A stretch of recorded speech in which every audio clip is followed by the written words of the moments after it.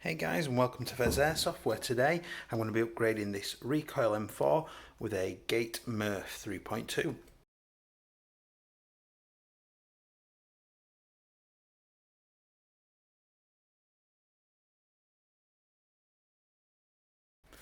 Hey guys, and welcome back. If you are enjoying my content today, please do consider liking and subscribing because it really does help me out. With that said, I've got a friend of mine's RM4, recoil M4 here, and he's wanting the Gate Merf installing in it just to up his rate of fire a little bit. So just to show you where we're at, this is with the standard motor installed, running at about 330 FPS.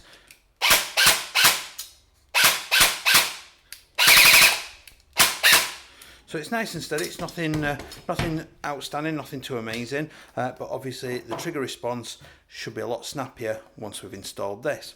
So I'm going to get to work disassembling this, and I'll come back in a minute and show you where we're up to.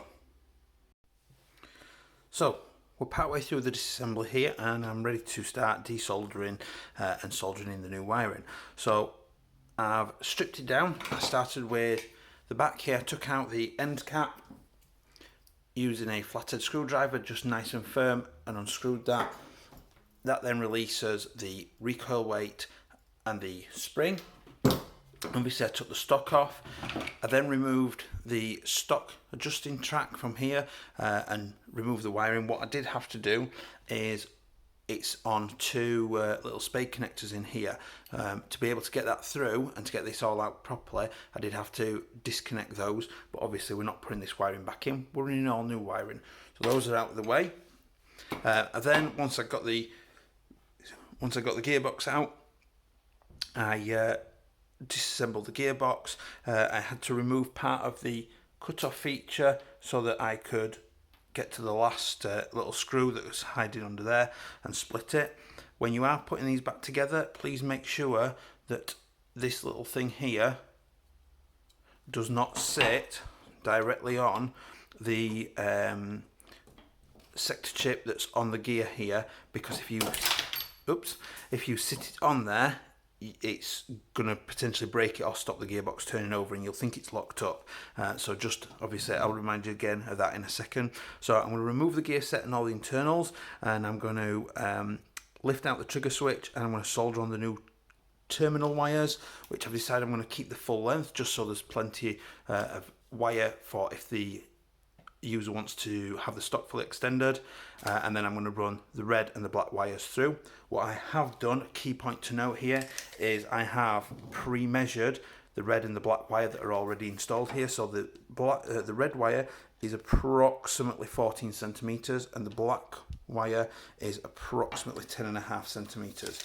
So I know that's how much wiring I'm going to have to leave hanging out the bottom of the gearbox for connectors crimping on. So when I come back in a second, I should have the control wires in and the first stage of the wiring ready to put out through the back of the stock and reassemble everything. So hopefully you can just about see this here. So I've desoldered the wiring off. This is obviously the trigger block, and I've done the top wire and the bottom wire, and they're just going to sit over the top of each other, and I'm just going to feed those down now through the gearbox and get them the other wiring to fit.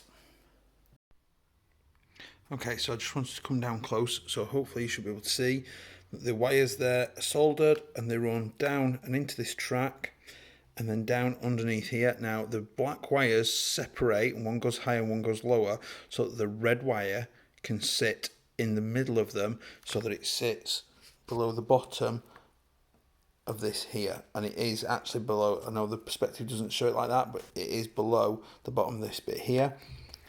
The wires then follow this track up here and then out of the back, and they're ready to be cut, snipped, whatever I need into place.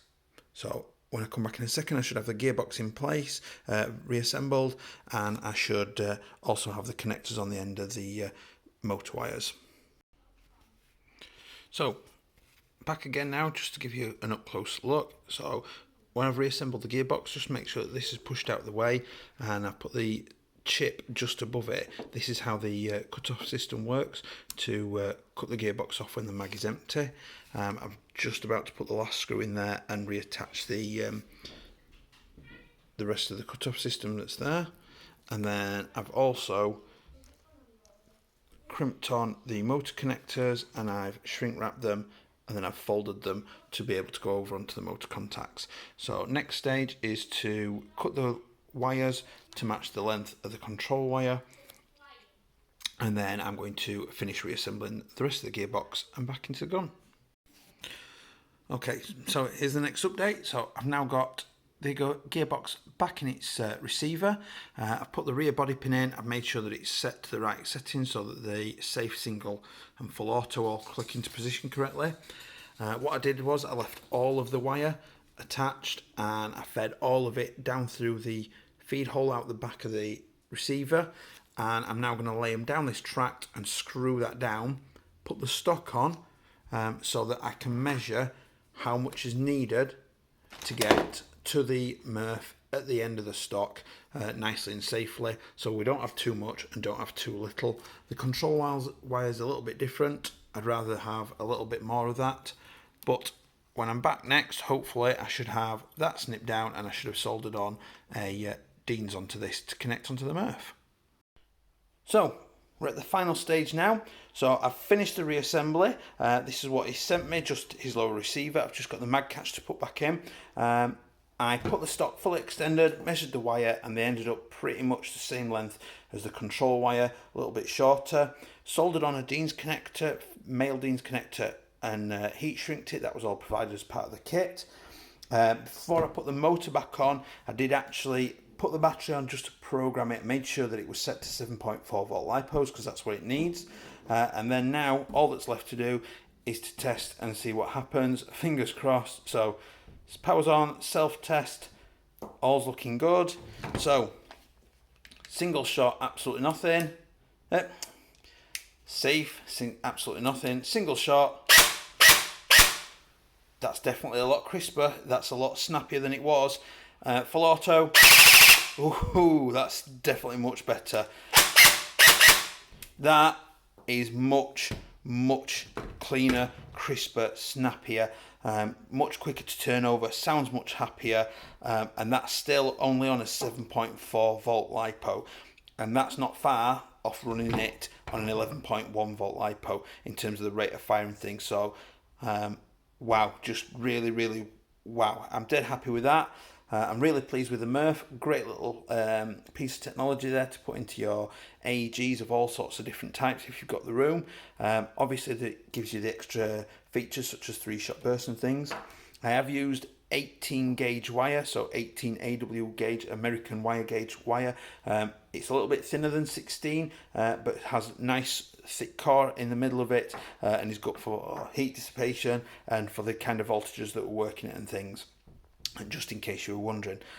So I hope you've enjoyed the video. I hope it's been useful to you. Please do consider liking and subscribing, and I'll see you next time. Bye.